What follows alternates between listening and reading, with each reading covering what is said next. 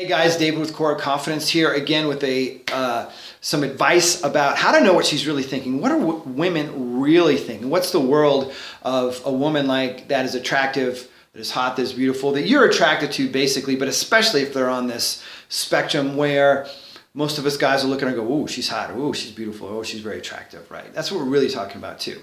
Now, there's a big range of this, I'll say, for us guys. There's a huge range, and as I've gotten older, I've learned to appreciate many different kinds of beauty, and when you become more this guy in this vibe, you actually begin to appreciate women and a wider variety of looks of women because you just understand women more, okay? And the guys that don't, well, especially let's just talk about like dating, getting laid and stuff. The guys that are really, really overly picky, like I've been, you know, I'm sort of admitting this in defeat. I'm over it now, but whatever. You know, time wasted, all that kind of stuff, tend to be very isolated. It's very isolating. Now, I'm not saying there aren't guys that date a lot of attractive women, but they've also put themselves in those circles and they also know. But there's a variance there really is.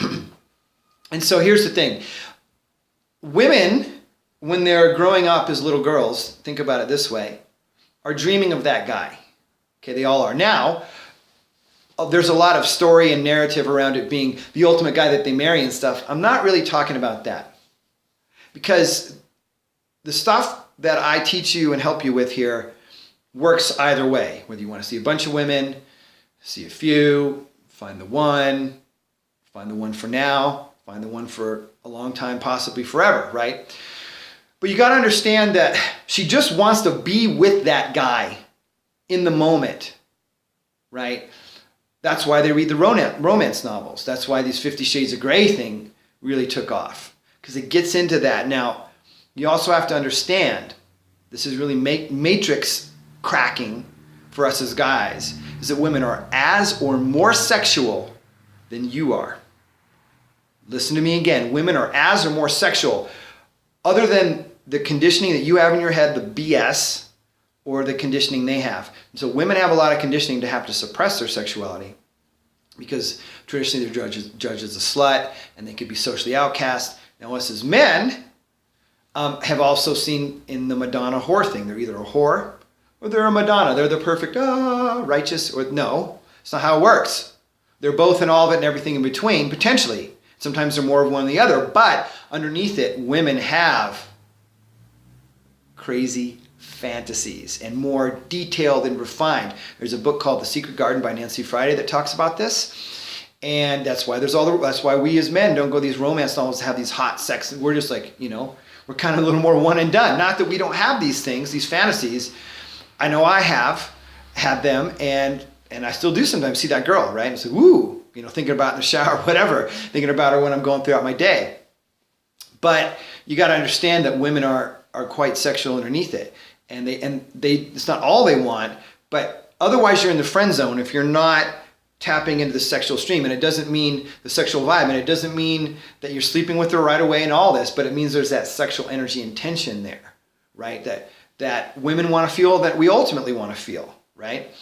So they're thinking this, and they're thinking, you know, where's my guy? Now, as they get older and they get more jaded and things happen and they might get married, divorced, have kids, or get their heart broken or whatever, then that conditioning creeps in and even shuts that down in ways, and they have their defenses, just like you have your conditioning and crap and defenses that you've got to work on and clean out of your mind, right? And clean out of your vibe.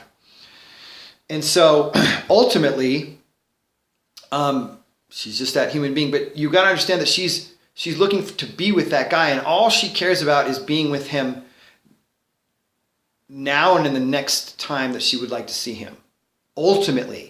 Now, she might have conditioning around, I need to get into a relationship and get married and all this kind of stuff. Okay. Yes, absolutely. And that's why women marry guys they're not really attracted to, you know, pump out some kids, then divorce them and take half the money. Have had that happen to a lot of friends. And I know what happens. It exists because that's a conditioned program agenda thing.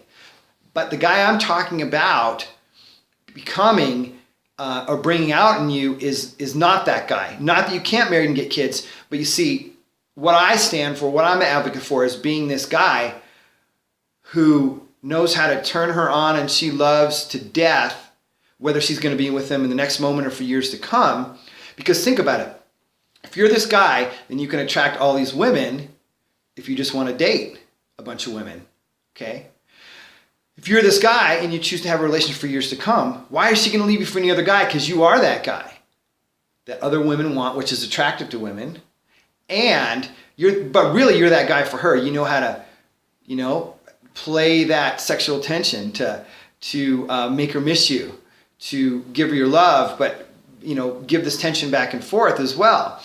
And so it works both ways. And then you're kind of always her Prince Charming that way, right? And she gets to be your princess. This is not language I usually use, but you see my point? It's really important to get this part of it, because what tends to happen is, right, people are like, oh, I want to get in the relationship, and they get married, and then it all goes downhill because the guy doesn't know how to be, she doesn't know how to be, but this is us taking responsibility on our end as men for being that guy, because also if it doesn't work out and does end, guess what? You can go get other women. If it's really not a fit in the end, which is not what I'm advocating or want to see happen. If you want to get married, and you want it to last, then it should, and you're really a good fit, that's awesome. And that does happen, but think about how rare it is. So you're giving yourself the best shot by becoming this guy that has the sexy vibe, sex appeal, and then you're still authentically you. You have your interests, you have your mission, you're obviously a successful guy. And if you're a shy guy, and some of you will be shyer, you don't have to be this ultra social gregarious guy, and I'll talk about this a lot more in other emails and videos and whatnot, but you do want to have that centeredness, groundedness, confidence, self-attractiveness, knowing yourself attractive and sexy. Super important. Not only because it'll help you get the win, but it'll make you feel good. You'll feel good about yourself no matter what, which in turn gets you more of what you want, these types of attractive women that you seek out, okay? Or the right one for you. Okay, so a little bit longer here today. That was my advice. I hope that helps you. And we are done until next video. See you later.